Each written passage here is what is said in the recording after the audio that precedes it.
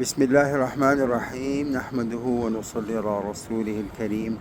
آج ہمارا میقات الجحفہ پر آنا ہوا ہے الحمدللہ، اور اس کے بارے میں یہاں ہیریٹیج کمیشن والوں نے ایک بورڈ لکھ کے لگایا ہوا ہے کہ جحفہ ایک بہت بڑا گاؤں تھا، اور جو کہ مکہ المکرمہ سے تقریباً 178 کلومیٹر کے فاصلے پہ تھا، اور یہ میقات تھی مصر والوں کے لیے اور شام والوں کے لیے۔ وہ حجاج جو کہ پہلے مدینہ منورہ نہیں جاتے تھے بلکہ سیدھے مکہ المکرمہ آتے تھے، تو پھر وہ حضرات جحفہ میں احرام باندھنے کے لیے رکا کرتے تھے۔ اس کا پرانا نام تھا مہیا، اور پھر اس کا نام پڑ گیا جحفہ۔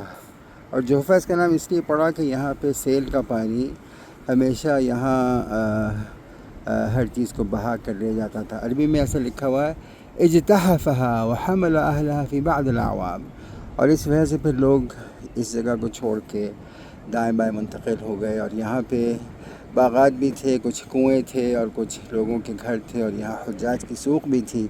اور پھر یہ بھی اس میں لکھا ہوا ہے کہ فی اول الجحفہ مسجد لنبی محمد صلی اللہ علیہ وسلم موضع یقال له عزور۔ جحفہ کے شروع میں ایک مسجد ہے جہاں رسول اللہ صلی اللہ علیہ وسلم نے نماز ادا فرمائی تھی، اس کا نام تھا عزور۔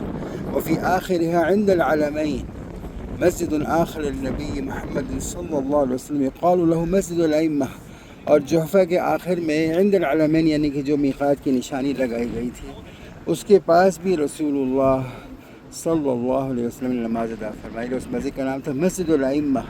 تو آج جو جحفہ کی میقات کی مسجد ہے وہی جگہ ہے مسجد الائمہ کی ماشاءاللہ، اور اس کو آخر ہے اس لیے کہا گیا کہ جحفہ کے الٹی طرف سے اگر سفر شروع کریں، یعنی کہ مدینہ سے اگر مکہ جا رہے ہوں تو جہاں مسجد العزور ہے وہ ہے اول الجحفہ، اور جہاں یہ ہے مسجد الائمہ یہ ہے آخر الجحفہ۔ تو ان دونوں کے درمیان دو مساجد ہیں، اور تیسری مسجد جو جحفہ کے علاقے میں ہے وہ ہے مسجد غدیر خم ماشاءاللہ۔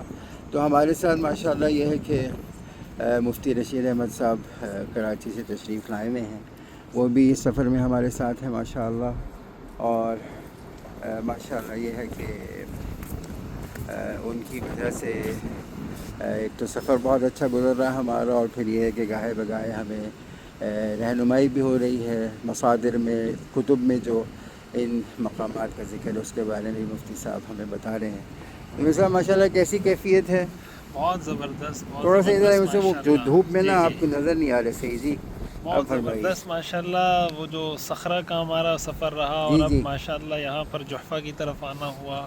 جی اب آگے انشاءاللہ جو مقامات آپ نے مقدس مقامات کے بارے میں بتایا وہاں انشاءاللہ ہم جا رہے ہیں۔ جی بالکل، بس اب نکلیں گے نا یہاں سے ہم جی لوگ تو یہ آ جائے گی طریق الانبیاء، جی اور جی یہاں سے آپ کو پھر اس کی خوبصورتی دکھاتا میں لے جی جاؤں جی گا۔ جی جی اس کے درخت، اس کے ماشاءاللہ جانور، اس کے پرندے، ہر چیز ہی قیمتی ہے۔ اور پھر آگے آئے گی ثنیۃ الاراک جی جی جہاں پہ مسواک کے درخت ہزاروں سال سے اگ رہے ہیں۔ جی پھر ہم قصر العلیہ دکھائیں گے آپ کو، اور پھر اس کے بعد ثنیۃ العذورہ، اللہ اکبر، جو کہ اول الجحفہ ہے جہاں پہ مسجد الغولس ہے، مسجد العزور، صحیح وہاں بھی ہم جائیں گے۔ پھر ثنیۃ العذورہ سے ہم نیچے اتریں گے، اور پھر وہاں سے ہمارا آپ کے ساتھ فراق ہو جائے گا۔ بس انشاءاللہ ہم آپ سے استفادے کا یہ سلسلہ جاری رکھیں گے، اور انشاءاللہ اب انشاءاللہ ایک بإذن اللہ تفصیلی تعالی، سفر بھی میں بھی عتیق بھائی کو کہہ رہا تھا نومبر میں کسی موقع پر انشاءاللہ نومبر میں تو آپ آئیے نا، موسم جی اچھا ہوگا تو پھر عبد الولی کے ساتھ آپ کو انصاب جی الحرم پہ بھیجوں گا۔ جی وہ بھی عجیب جگہ ہے، وہ تو 100% انشاءاللہ مسلمان اس سے ناواقف ہیں،